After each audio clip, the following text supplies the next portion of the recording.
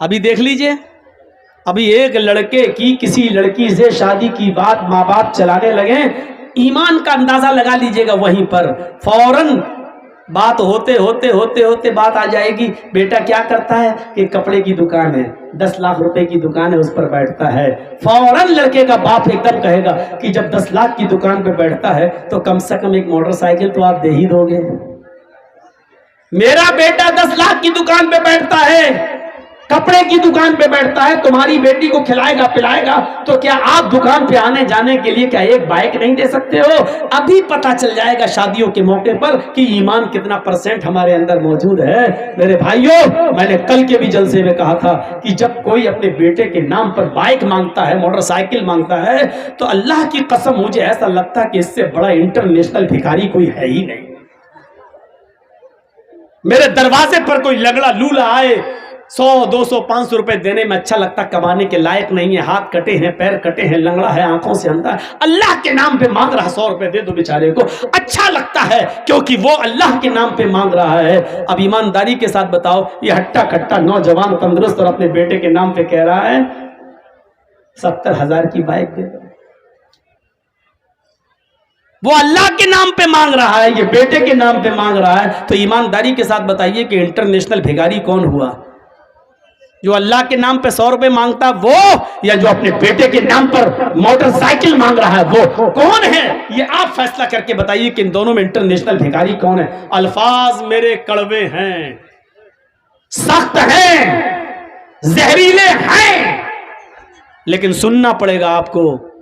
معافی نہیں مانگوں گا میں نے بھیک مانگ لی شیروانی کا دامن اٹھا کر اپنی قوم کے لیے، لیکن یہاں میں غلط نہیں ہوں۔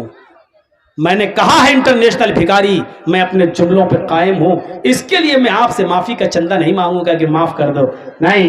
کیوں مانگے؟ ہم نے کوئی غلط بولا ہے کیا؟ ہو تو ہو انٹرنیشنل بھکاری، میں کیا کروں؟ اپنے بیٹے کے نام پہ مانگو گے اور ہم آپ کو بھکاری بھی نہ کہیں؟ بس صاحب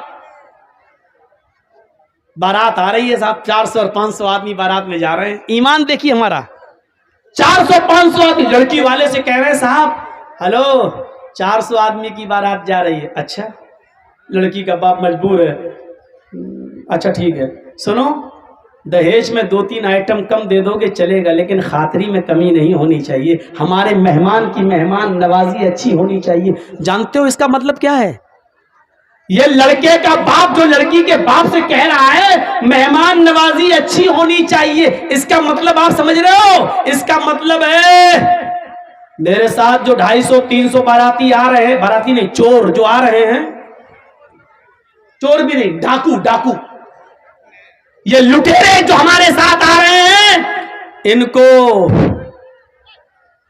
چھوٹا بڑا نہیں چلے گا، چھوٹا دینا، مطلب منہ سے نہیں کہہ رہا، منہ سے اتنا کہا خاطری اچھی کر دینا، جہیز میں 1-2 آئٹم کم دے دینا چلے گا، لیکن خاطری اچھی کر دینا، مہمان نوازی اچھی، یہ اس اچھی میں بہت سی چیزیں چھپی ہوئی ہے، یعنی بڑا نہیں چلے گا چھوٹا دینا، پولٹری نہیں چلے گا دیسی مرغا چلے گا وہ دینا، 1 آئٹم نہیں چلے گا 5-6 آئٹم دینا، اس اچھی میں یہ ساری چیزیں چھپی ہوئی ہیں، اور ان لٹیروں کا پیٹ بھرنے کے لیے اس لڑکی کا باپ کہاں سے بیچارہ قرضہ لیتا ہے، اور آپ کو ایک ٹائم اچھا کھانا کھلا دیتا ہے۔ اچھا کھانے کا مطلب سمجھ گئے نا؟ آپ کو بڑے کا نہیں مٹن کھلا دیتا ہے، دیسی مرغا کھلا دیتا ہے، آپ کے پیٹ کی جہنم کو بھر دیتا ہے، حالانکہ اس ایک دن کے کھلانے کے چکر میں اس لڑکی کے باپ کو اس کا قرض کا ادائیگی کرتے ہوئے کتنا سود دینا پڑتا ہے، اور کتنے سال تک اس کا قرضہ ادا نہیں کر پاتا ہے وہ بیچارہ۔ کبھی آپ نے اس غریب باپ کی غربت کی طرف بھی آپ نے خیال رکھا ہے؟ اتنا یاد رکھنا، اگر آپ نے کسی غریب کی غربت کو نہیں دیکھا تو آپ ظالم ہو جائیں گے، آپ ظالم کہلائیں گے۔ یہ زمین پڑی ہے، یہ خالی زمین ہے جہاں عورتیں بیٹھی ہوئی ہیں، میں یہی رہتا ہوں، تھوڑا پانی دیجیے، میں یہی رہتا ہوں، چلیے مان لیجئے، مجھے معلوم ہے کہ یہ ایک زمین کس کی ہے؟ آپ کا نام؟ شرافت علی ان کا نام ہے، مان لیجئے یہ زمین شرافت علی صاحب کی ہے۔ اب سنیے، بہت امپورٹنٹ بات بتانے جا رہا ہوں، سننا پڑے گا تمہیں نہیں، تمہارے باپ کو بھی سننا پڑے گا۔ جب تک میں یہاں ہوں یہ پاور مجھے محمد رسول اللہ نے دیا ہے، بیٹھو یہاں پر سنو۔ یہ زمین شرافت علی صاحب کی ہے، 2 لاکھ کی زمین ہے، مجھے معلوم ہے کہ 2 لاکھ کی زمین ہے، لیکن شرافت علی صاحب کی والدہ کی طبیعت خراب ہے، ان کو ہاسپٹل میں اپنی ماں کا علاج کرا رہے ہیں۔ اب جرجیز صاحب سوچ رہے ہیں کہ شرافت علی اپنی ماں کی طبیعت کا علاج کرانے کے لیے اپنی زمین بیچے گا، کیونکہ اس کے پاس پیسہ نہیں ہے۔ اب جرجیز صاحب اس کی زمین بکنے کا انتظار کر رہے ہیں اور مجبوری کا فائدہ اٹھانا چاہتے ہیں کہ 2 لاکھ کی زمین ہمیں 1.5 لاکھ میں مل جائے۔ شرافت صاحب آئے، جرجی صاحب آپ محلے میں اچھے آدمی ہیں، آپ ہماری زمین لے لیجیے۔ صاحب ہمیں زمین کی ضرورت نہیں، اور لاک ڈاؤن کے بعد زمین کی قیمت بڑھ بھی نہیں رہی ہے، صاحب حالات خراب نہیں ہے، صاحب لے لیجیے، میری ماں کی طبیعت خراب ہے۔ اوہ اچھا، والدہ کی طبیعت خراب، ہاں ٹھیک ہے، اگر 1.5 لاکھ روپے میں دینا تو دے دو، کیونکہ زمین کی قیمت بڑھ تو رہی نہیں ہے۔ معلوم ہے کہ 2 لاکھ کی ہے، لیکن شرافت علی صاحب مجبور ہیں، اور یہ اپنی ماں کا علاج کرانے کے لیے وہ زمین 1.5 لاکھ روپے کی دے دیتے ہیں۔ ہم نے 1.5 لاکھ لگایا، انہوں نے 1.5 لاکھ دے دیا، لیکن جرجیز کو معلوم ہے کہ وہ زمین 2 لاکھ کی ہے۔ اللہ کی قسم ہم اس کے باوجود بے ایمان ہیں، چاہے سودا کر کے ہی ہم نے کیوں نہ لیا ہو، کیونکہ ہمیں معلوم ہے کہ وہ 2 لاکھ کی زمین ہے۔ ہم حق مار رہے ہیں، ہم مجبور کی مجبوری کا ناجائز فائدہ اٹھا رہے ہیں، اور اسلام یہ کہہ رہا ہے کہ تو چاہے کتنی نمازیں پڑھ لے، چاہے کتنے روزے رکھ لے، لیکن تو نے اپنے مسلمان بھائی کے اوپر ظلم کیا ہے، اللہ کی قسم تیری نماز قبول نہیں ہوگی، تیرا روزہ قبول نہیں ہوگا۔ ہم پڑھے کہاں ہیں؟ چلے گئے مسجد میں، پڑھے آئے 2 رکعت نماز پڑھ کے داڑھی پہ ہاتھ پھیر کے نکل گئے، لگتا ہے جیسے اللہ پر بہت بڑا احسان کر کے آئے ہیں، اللہ پہ بہت بڑا احسان کر کے آئے ہیں۔ جب تک تم لوگوں کی مجبوری کا فائدہ اٹھاؤ گے تمہاری عبادت قبول نہیں ہوگی۔ کبھی آپ نے یہ بھی سوچا ہے کہ صاحب 2 لاکھ کی زمین ہے شرافت علی صاحب کی، ان کی ماں کا علاج ہونا ہے، بیچارے کو ضرورت ہے پیسوں کی، چلو 2 لاکھ کی زمین کو ہم 2.25 لاکھ میں لے لیتے ہیں، بیچارہ اپنی ماں کا علاج کرا رہا ہے، ایسے کسی کے سامنے ہاتھ پھیلانے میں شرم آ رہی ہے، چلو 2 کی زمین ہم 2.25 میں خرید لیتے ہیں، ہماری زمین پڑی رہے گی 2-4 سال، اس کی قیمت بڑھ جائے گی، لیکن ایک مجبور آدمی بیچارہ اپنی ماں کا علاج کرا لے گا۔ کبھی 2 لاکھ کی زمین کو 2.25 لاکھ میں لیا ہم نے، کبھی 2 لاکھ کی زمین کا 2.5 لاکھ دیا ہے؟ جب 2 کا 2.5 نہیں دے سکتے ہو تو 2 کا 1.5 دینا بھی ظلم ہے، ظلم ہے، ظلم ہے، رب کعبہ کی قسم ظلم ہے، اور اللہ اس کو معاف نہیں کرے گا۔ مجبور کے مجبوری کا فائدہ اٹھائیں گے آپ؟ ایمان اس چیز کا نام نہیں، یہی تو ہماری ایمان کی کمزوری ہے، یہی تو ہماری ایمان میں کمزوری ہے۔ ہماری بنیاد جب کمزور ہے تو عمارت کیسے مضبوط ہو سکتی ہے؟ عمارت ہماری کیسے مضبوط ہو سکتی ہے؟ ہمیں اپنے ایمان کو مضبوط کرنا ہے۔ وہ کون سا ایمان تھا؟ وہ کون سا ایمان تھا کہ آتی ہے ایک عورت قبیلہ غامدیہ سے، صحابیہ ہے، آتی ہے، اے اللہ کے نبی مجھ سے ایک جرم ہو گیا ہے۔ کیا جرم ہوا ہے؟ سن لو، تھوڑی دیر کے لیے اور بیٹھ لو، اس واقعے کو سن لو، آنکھوں میں آنسو آ جاتے ہیں، اس واقعے کو سننے کے بعد انسان رونے پہ مجبور ہو جاتا ہے۔ یہ واقعہ ہمارے ایمان کو جھنجھوڑتا ہے، اس واقعے کو سن لو، چلے جانا، تھوڑی دیر یہ بھیک میں اور ڈال دو میری جھولی میں، اس واقعے کو سن لو۔ وہ عورت آتی ہے، اے اللہ کے نبی مجھ سے جرم ہو گیا ہے۔ آپ نے کہا توبہ کر۔ کہنے لگے اللہ کے نبی میں اسی دنیا میں پاک ہونا چاہتی ہوں، میں اسی دنیا میں اس جرم کی سزا پانا چاہتی ہوں۔ آپ نے کہا توبہ کر، اللہ سے مغفرت کی دعا مانگ، اللہ غفور الرحیم ہے۔ کہنے لگی میرا جرم تو سن لیجئے، کیا اس جرم کی کوئی معافی ہے بھی یا نہیں؟ اللہ کے نبی نے کہا بتا کیا تیرا جرم ہوا ہے، کیا تجھ سے غلطی ہوئی ہے؟ کہنے لگی اللہ کے نبی میرا شوہر 2-3 سال سے گھر پہ نہیں ہے، میں جنگل میں بکریاں چرا رہی تھی، میں جنگل میں بکریاں چرا رہی تھی، وہیں پہاڑی کے پاس ایک چرواہا بھی بکریاں چرا رہا تھا، ہم اپنے شوہر سے 2-3 سال سے دور تھے، اس لیے ہمارے دل کی امنگیں اٹھنے لگی اور اس بکریاں چروانے والے چرواہے کے ساتھ مل کر ہم نے جسمانی تعلق، شاریرک سمبند بنا لیا۔ ایک پہاڑ کی جھاڑی میں، پہاڑی کے نیچے کی جھاڑی میں ہم دونوں گئے اور ہم دونوں نے زنا کر لیا۔ انی قد ارتكبت الحد یا رسول اللہ، اے اللہ کے رسول میں حد کو پہنچ چکی ہوں، مجھ سے اتنا بڑا جرم ہو گیا ہے، اس جرم کی سزا اسلام میں یہ ہے کہ مجھے پتھروں سے مار مار کے مار ڈالا جائے۔ آپ کیسے کہہ رہے ہیں کہ اللہ سے معافی مانگ لے، اللہ سے توبہ کر لے؟ اللہ کے نبی نے کہا اچھا اوہ یہ گناہ ہوا ہے تم سے، جی ٹھیک ہے، کیا چاہتی ہو؟ کہا مجھے ختم کر دیا جائے۔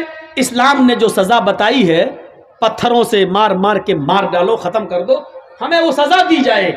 اللہ کے نبی نے کہا ٹھیک ہے تمہیں یہ سزا دی جائے گی، جاؤ اے صحابیوں اس عورت کو لے جاؤ۔ یہ نہیں پوچھا کہ کس نے کیا تھا، وہ مرد کون تھا، آدمی کون تھا، کہاں کا رہنے والا تھا، نہیں یہ سب نہیں پوچھا۔ کیوں؟ جس کی بات چھپی ہے چھپی رہنے دو، وہ جانے اور اس کا اللہ جانے۔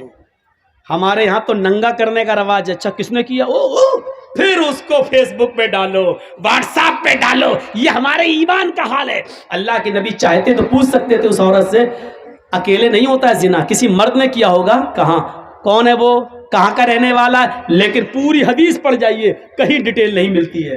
تم بتا رہی ہو تم گناہ سے پاک ہونا چاہتی ہو، ہم تمہیں کر دیں گے، لیکن جس کا معاملہ چھپا ہے اس کے بارے میں ہمیں پوچھنے کا حق نہیں۔ ہو سکتا ہے وہ اللہ سے توبہ کر لے اور اللہ اس کو معاف کر دے، نہیں تو وہ جانے اور اس کا رب جانے، قیامت کے دن جہنم میں ڈالے گا۔ ہم کون ہوتے ہیں اس کے پیچھے پڑنے والے؟ عیب پر پردہ ڈالو، اس کو ظاہر مت کرو، اس کو ظاہر مت کرو۔ یہ میری ماں بہنیں اس واقعے کو سنیں، بہت اچھا واقعہ ہے، تمہارے لیے واقعہ ہے، تمہیں بھی اس سے عبرت ملے گی۔ اللہ کے نبی کہتے ہیں کہ جاؤ اس عورت کو لے جاؤ اور سینے کے برابر، یہ سینہ جو ہوتا ہے عورت کا، یہاں اتنا اس کو زمین میں گاڑ دینا اور سر پہ پتھر مارنا، اور اس وقت تک پتھر مارو جب تک کہ یہ عورت مر نہ جائے، اس کی روح نہ نکل جائے۔ یہ عورت کی سزا کیا ہے؟ شادی شدہ مرد کی اور شادی شدہ عورت کی اگر وہ زنا کر لیں تو سزا کیا ہے؟ پتھروں سے مارا جائے گا۔ مرد کو دوڑا دوڑا کے مارا جائے گا، مرد کو ایک میدان میں کھڑا کر دیا جائے گا بیچ میں، اور چاروں طرف پبلک رہے گی، عوام، سب کے ہاتھوں میں پتھر ہوں گے، اور اس طریقے سے چاروں طرف گھیرا بنا لیا جائے گا کہ وہ بھاگنے نہ پائے، اور بیچ میں اس آدمی کو کھڑا کر دیا جائے گا، اور پھر پتھر مارے جائیں گے، جہاں سے گزرے گا وہی پتھر، سب کے ہاتھوں میں پتھر ہونا چاہیے۔ یہ مرد کی، سمجھ رہے ہیں زنا کی سزا کیا ہے؟ جس کو ہم معمولی کام سمجھتے ہیں وہ اتنا بڑا جرم ہے شریعت میں۔ کسی کی بہن اور بیٹی کی عزت و آبرو سے کھیلنا اتنا آسان نہیں ہے شریعت میں۔ اس کی سزا، جب تم کسی کی عزت لوٹ رہے تھے تو تمہارے جسم کے ہر بال رونگٹے کو، روئے کو اس کا انجوائے مل رہا تھا، مزہ مل رہا تھا، اس لیے سزا بھی ایسی ملنی چاہیے کہ جسم کے ایک ایک رونگٹے کو اور ایک ایک روئے کو اس کا احساس ہو جائے، اس لیے سزا بھی اتنی سخت رکھی گئی ہے۔ مرد کو دوڑا دوڑا کے مارا جائے گا، لیکن عورت کو دوڑا دوڑا کے نہیں مارا جائے گا، کیونکہ اس کی بے پردگی ہو سکتی ہے، دوڑے گی تو اس کو زمین کا گڈھا کھودا جائے گا اور اس کو کھڑا کر دیا جائے گا اور سینے کے برابر مٹی ڈال دی جائے گی، یعنی اتنا گاڑ دیا جائے گا سینے کے برابر یہاں تک، اور سر اس کا کھلا رکھا جائے گا، اور پھر اس کے سر پر پتھر مارے جائیں گے، اور اس وقت تک پتھر مارا جائے گا جب تک کہ عورت مر نہ جائے۔ چاہے یہ رضامندی والی زنا ہے، مرد بھی راضی عورت بھی راضی اور دونوں نے کر لیا۔ زنا بالجبر تو زنا ہوتا ہی نہیں ہے، اگر مرد نے زبردستی کی تو وہ زنا نہیں مانا جائے گا، یا عورت کے ساتھ اگر زبردستی کی گئی، وہ بیچاری نہیں چاہتی تھی لیکن بندوق رکھ کر اس کے ساتھ عزت لوٹی گئی، تو پھر عورت گناہگار نہیں ہوگی کیونکہ اس کے ساتھ جبر کیا گیا، تو پھر مرد کو سزا دی جائے گی عورت کو نہیں۔ اور عورت نے اگر بندوق رکھ کے غلط کام کروایا، مرد نے مجبور ہو کر غلط کام کیا، تو عورت کو سزا دی جائے گی، مرد کو نہیں۔ لیکن مرد بھی راضی عورت بھی راضی تو دونوں کو سزا دی جائے گی۔ اگر دونوں میں سے ایک کنوارا ہے ایک شادی شدہ، تو شادی شدہ کو پتھروں سے مار مار کے جان سے مارا جائے گا، اور جو کنوارا تھا اس کو 100 کوڑے مارے جائیں گے، اور 1 سال کے لیے اپنے شہر اپنی بستی سے باہر کر دیا جائے گا، اس کو گاؤں سے نکال دیا جائے گا، اور اپنے گاؤں میں 1 سال تک آنے کی انٹری اجازت نہیں ملے گی۔ 100 کوڑے پڑیں گے، چمڑے کے کوڑے، چمڑے کے، کپڑے کے نہیں، چمڑے کے کوڑے۔ 10-20 کوڑوں میں ہی وہ بیٹھ جائے گا، کرانے لگے گا۔ 100 کوڑے میں تو اللہ بہتر جانے بچے گا بھی کہ نہیں بچے گا۔ تو میرے بھائیو 100 کوڑے زندگی بھر کے لیے پھر اٹھنے کے لائق نہیں رہے گا. اگر بچ بھی گیا تو زندگی بھر چلنے کے لائق نہیں رہے گا, اٹھنے کے لائق نہیں رہے گا بستر پر. ایسے 100 کوڑے اس کے اوپر مارے جائیں گے, اور 100 کوڑے مارنے کے بعد بھی اس کو گاؤں میں رہنے کی اجازت نہیں. 1 سال کے لیے اس کو اس شہر سے دوسرے شہر میں داخل کیا جائے گا. اس کو اپنے شہر میں انٹری نہیں ہے, کیونکہ اس کو دیکھ کر لوگ اس لڑکی کو یاد کریں گے, اچھا یہ وہ فلاں کی لڑکی کے ساتھ اس نے, تو اس لڑکی کی بے عزتی ہوگی جس کے ساتھ اس نے ریپ کیا ہے یا زنا کیا ہے. اس لیے اس لڑکی کی عزت کو بحال کرنے کے لیے 100 کوڑے مار کو 1 سال کے لیے اس کو شہر سے باہر نکال دو. یہ اسلام نے سزا متعین کی ہے. اس عورت کو لے جایا جانے لگا. ایمان دیکھیے, ایمان. اس عورت سے زنا کا صدور تو ہو گیا, لیکن جب ہوش میں آئی, جب اس کو جوانی کی گرمی اس کے دماغ سے نکلتی ہے تو سوچتی ہے اللہ یہ میں نے کیا کر لیا, اللہ یہ مجھ سے کیا ہو گیا, اللہ یہ میں نے کتنا بڑا گناہ کر لیا, اب مجھے اس دنیا میں زندہ رہنے کا حق نہیں ہے. کسی کو معلوم نہیں تھا, لیکن اس نے خود اللہ کے نبی کو آ کر بتا دیا. اس کے عیب پر پردہ پڑ چکا تھا, لیکن پھر بھی اس نے آ کر اللہ کے نبی کو بتا دیا. اللہ کے نبی نے کہا جاؤ اس عورت کو لے جاؤ اور اس کو پتھروں سے مار مار کے ہلاک کر دو, مار مار کے اس عورت کو مار ڈالو. صحابہ اس کو لے کے جانے لگے, پکڑا, چل جلدی چل. اس کو کھینچ لیا, وہ گر گئی. جیسی وہ کام دیا گری, وہ عورت زمین کے اوپر گری تو اس نے اپنا پیٹ سب سے پہلے پکڑا. صحابہ نے پوچھا کیا ہوا, کیا بات ہے, ایسے چلے گی تو کب تک پہنچے گی تو میدان میں, کب تجھے مارا جائے گا. کہنے لگی وہ محمد کے ساتھی ہو صلی اللہ علیہ وسلم, آئے نبی کے ساتھی ہو, مجھے دھیرے دھیرے لے چلو. جس آدمی نے میرے ساتھ منہ کالا کیا تھا, جس آدمی نے میری عزت لوٹی تھی, جس آدمی سے میں نے زنا کیا تھا, اس آدمی کا گرب میرے پیٹ میں ٹھہر گیا ہے, اس کا حمل میرے پیٹ میں ٹھہر گیا ہے. میرے پیٹ میں ایک معصوم زندگی ہے, میرے پیٹ میں اس آدمی کا بچہ پل رہا ہے. دھیرے دھیرے لے چلو, میں تیز نہیں چل سکتی. صحابہ نے کہا تیرے پیٹ میں بچہ ہے؟ کہنے لگی ہاں. رکو, صحابہ اللہ کے نبی کے پاس آئے. اے اللہ کے نبی, آپ نے اس عورت کو قتل کرنے کا, مارنے کا حکم دیا ہے, لیکن اس عورت کے پیٹ میں تو بچہ ہے. آپ نے بلایا, ادھر آؤ. آئی, تمہارے پیٹ میں بچہ ہے؟ جی. تو تم نے پہلے کیوں نہیں بتایا؟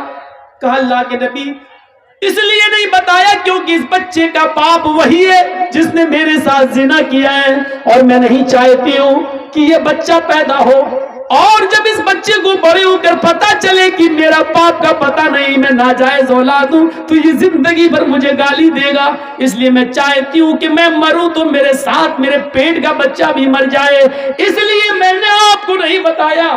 نبی اکرم نے کیا کہا, اے عورت نہیں, قصور تیرا تھا, غلطی تیری تھی, زنا تو نے کیا, تیرے پیٹ میں پلنے والے اس معصوم بچے کا کیا قصور ہے, اس بیچارے کی کیا غلطی ہے, اس کو تو کیوں مارنا چاہتی ہے؟ نہیں نہیں, ابھی تمہیں قتل نہیں کیا جائے گا, ابھی تمہیں مارا نہیں جائے گا. جاؤ ابھی اس بچے کو اپنے پیٹ میں 9 مہینے تک پالو, اور جب بچہ پیدا ہو جائے تب لے کر آنا. ناجائز بچہ ہے پیٹ میں, باپ کا پتہ نہیں ہے, لیکن اللہ کے رسول ایک ناجائز بچے کو بھی گرانے کی اجازت نہیں دے رہے ہیں.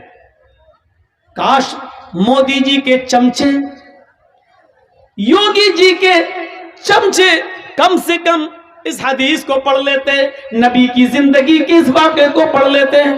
چاچا کیا ہو گیا؟ لاؤ پیسہ لینے کے لیے تو دنیا پریشان ہے. لیجیے بھائی, اور کچھ سب بیٹھے তাকে স্টেজে রাখা হয়েছে, ছেলের গার্জেন এসে নিয়ে যাবেন. سنیے سنیے سنیے تھوڑا سا, آپ ادھر دیکھیے, بڑا اچھا واقعہ ہے. اللہ کے نبی ایک معصوم کی زندگی کو کتنا پیار کی نظر سے دیکھ رہے ہیں, جبکہ معلوم ہے کہ بچے کا باپ ناجائز. یہ بچہ جب پیدا ہوگا تو حرامی بچہ کہلائے گا, ناجائز بچہ کہلائے گا, لیکن اس کے باوجود اللہ کے نبی کہہ رہے ہیں بچے کو نہیں مارا جائے گا. بچے کا کیا قصور ہے؟ اس سے زیادہ انسانیت کسی دھرم میں ملے گی؟ اس سے زیادہ مانوتا کسی مذہب میں ملے گی؟ گئے جاؤ اس عورت کو کہا بچہ پیدا ہو جائے تب آنا. 9 مہینے تک اپنے پیٹ میں رکھتی ہے. جب بچہ پیدا ہوا 2-4 دن بستر پہ لیٹتی ہے, چلنے کے لائق ہوتی ہے تو بچے کو لے کر آتی ہے. 9 مہینے میں اللہ کے نبی بھول گئے کہ یہ عورت کون ہے. آئی, اے اللہ کے رسول لیجئے بچہ. آپ نے کہا تھا جب بچہ پیدا ہو جائے تب آنا. آپ نے کہا تم کون؟ کہا نہیں پہچانا. کہا نہیں, میں وہی عورت ہوں جس سے زنا کا صدور ہوا تھا اور مجھے قتل کرنے کے لیے بھیجا جا رہا تھا. میرے پیٹ میں بچہ تھا. آپ نے کہا او غامدیہ, قبیلہ غامدیہ سے؟ ہاں. اچھا. او اب بچہ پیدا ہو گیا؟ کہ ہاں. یہ لیجیے. اس عورت نے اپنا بچہ محمد رسول اللہ کے ہاتھوں میں دے دیا. میڈیا والوں لکھو اگر تمہارے قلم میں طاقت ہے, دکھاؤ مانو تاکہ یہ شکل مودی جی کو اور یوگی جی کو. بتاؤ کہ مولوی ججی اس نے ڈنڈے کی چوٹ پر اعلان کر کے کہا ہے انسانیت کا یہ سبق, جس بچے کا باپ پتہ نہیں ہے جو پیدا وہ ہو چکا ہے لیکن ناجائز اولاد ہے, ایسی ناجائز اولاد کو محمد رسول اللہ اپنی گود میں اٹھا رہے ہیں, اس بچے کو اپنے سینے سے لگا رہے ہیں. تم تو برہمنوں کے مندروں میں شودر نہیں جا سکتا ہے, برہمن کی تھالی میں ہریجن نہیں کھا سکتا ہے. تم نے تو چھوت چھات کے ایسے نیت بنا دیے ہیں کہ اللہ کے بندوں میں ہی بٹوارا کر دیا ہے کہ برہما جی نے اپنے منہ سے برہمن کو پیدا کیا, ہاتھوں سے چھتری کو پیدا کیا, رام سے ویش کو پیدا کیا, پیروں سے شودر کو پیدا کیا. برہما جی نے اپنے منہ سے اس کو, ہاتھوں سے اس کو, چھتری کو, ٹھاکر کو اور ہریجن کو سب سے نیچے والے حصے سے. تم نے تو بٹوارا کر دیا ہے, تم نے تو بٹوارا کر دیا ہے. میرے پیارے ساتھیو ذرا تصور تو کیجئے اسلام کے اندر مساوات کا ایسا درس ملے گا, ایسا درس ملے گا. آپ کے محلے کی مسجد ہے, اذان ہو گئی ہے, پہلی صف بھر گئی ہے, جرجی صاحب مسجد میں جاتے ہیں, ایم ایل اے منہاج صاحب مسجد میں جا رہے ہیں نماز پڑھنے کے لیے. اسلام کا کی مساوات دیکھیے, آگے والی صف بھر گئی ہے, جرجی صاحب میں, منہاج صاحب میں اتنی طاقت نہیں ہے کہ آگے کی صف سے کسی آدمی کو ہٹا کر پیچھے کر دے. چل ہٹ, میں جرجیس ہوں, میں عزت والا اصل و رسوخ والا آدمی ہوں, میں آگے بیٹھوں گا. ایم ایل اے صاحب کہتے ہیں پیچھے ہٹ, میں آگے بیٹھوں گا. اسلام نے یہ پاور نہ ایم ایل اے صاحب کو دیا ہے نہ جرجیس کو دیا ہے. سعودیہ کی سرزمین پر مکے سے بڑی کوئی مسجد کون سی ہو سکتی ہے؟ وہاں ٹیکسی ڈرائیور اگر خانہ کعبہ میں پہلے پہنچ گیا ہے, رکشہ چلانے والا پہلے پہنچ گیا ہے اور وہ پہلی صف بھر چکی ہے, تو سعودیہ کے بادشاہ کو بھی ادھیکار نہیں ہے کہ اگلی صف سے کسی آدمی کو ہٹا کر پیچھے کھڑا کر دے اور خود آگے کھڑا کر دے. نہیں, جو میرے گھر میں پہلے آیا وہ پہلے بیٹھے گا, جو بعد میں آیا وہ پیچھے رہے گا. یہ تمہاری عدالت نہیں ہے, یہ تمہارا گھر نہیں ہے, یہ تمہاری اسمبلی نہیں ہے, یہ تمہاری میراث نہیں ہے, یہ مسجد ہے, یہ اللہ کا گھر ہے. یہاں ہمارے گھر میں کوئی ایم ایل اے نہیں, کوئی ایم پی نہیں, کوئی مولوی نہیں, کوئی حاجی نہیں, کوئی نمازی نہیں. ہمارے گھر میں سب برابر ہیں. کلکم من آدم وآدم من تراب, لا فضل لعربی علی عجمی ولا لعجمی علی عربی. کوئی گورے کو کالے پر فوقیت نہیں, کوئی کالا گورے سے افضل نہیں, کوئی امیر نہیں, کوئی غریب نہیں. میرے گھر میں سب آئے, سب برابر ہے. رکشہ چلانے والا بھی میرا بندہ ہے, میرے نام پر بھیک مانگنے والا بھی میرا بندہ ہے, اس ملک کی بادشاہ کو چلانے والا بھی میرا بندہ ہے, لیکن میرے گھر میں آنے والا سب میرا محتاج ہے اور میری نظر میں سب برابر ہے. میری نظر میں سب برابر ہیں. خانہ کعبہ کا طواف کر رہے حضرت عمر فاروق کے پوتے سالم ابن عبداللہ عمر فاروق کے پوتے طواف کر رہے ہیں. اس زمانے کا امیر مکے کا گورنر ہشام ابن عبد الملک ہے. وہ دیکھتا ہے کہ پھٹے پرانے کپڑے احرام میں یہ بیچارے ہیں, تو کہنے لگا اے عمر فاروق کے پوتے ہو تم؟ جی. اتنا پرانا پھٹا پرانا کپڑا پہن کر تم یہاں آئے ہو, چلو کیا چاہیے مجھے بتاؤ. اللہ کے گھر میں خانہ کعبہ میں طواف کے دوران گورنر پوچھ رہا ہے حضرت عمر کے پوتے سے تمہیں کس چیز کی ضرورت ہے بتاؤ، ہم تمہاری ضرورت پوری کر دیں گے، میں اس علاقے کا گورنر ہوں۔ اور حضرت سالم ابن عبداللہ کیا کہتے ہیں، انی لاستحی من اللہ ان اسال فی بیتی غیرہ، اللہ کے گھر میں اللہ کے ہوتے ہوئے مجھے کسی غیر سے مانگنے میں شرم آتی ہے۔ گورنر صاحب اپنا مال اپنی دولت اپنے پاس رکھو، مجھے اللہ کے گھر میں جو کچھ مانگنا ہے اللہ سے مانگنا ہے، تم سے نہیں۔ اللہ کے گھر سے جب دعا ہوا مانگ کے نکل گئے، سالم ابن عبداللہ کچھ دعا مانگ رہے تھے طواف کے بعد، 7 چکر لگانے کے بعد دعا مانگی۔ دعا کیا مانگ رہے تھے یہ اللہ جانتا ہے اور سالم ابن عبداللہ جانتے، تیسرا کوئی نہیں جانتا۔ بھائی ہم نے کیا دعا مانگی آہستہ تو ہم جانتے ہیں اور میرا رب جانتا ہے، بس تیسرا تو کوئی نہیں جانتا۔ تو ہشام دیکھ رہا ہے کہ سالم ابن عبداللہ کیا کر رہے ہیں۔ کیا ہوگا؟ আসসালামু আলাইকুম। আর একটা ছোট বাচ্চাকে পাওয়া গেছে, যার বাচ্চা আছে এখানে রাখা আছে, স্টেজে এসে নিয়ে যাবেন। একটা ছোট বাচ্চাকে পাওয়া গেছে, যার বাচ্চা আছে স্টেজ থেকে এসে নিয়ে যাবেন।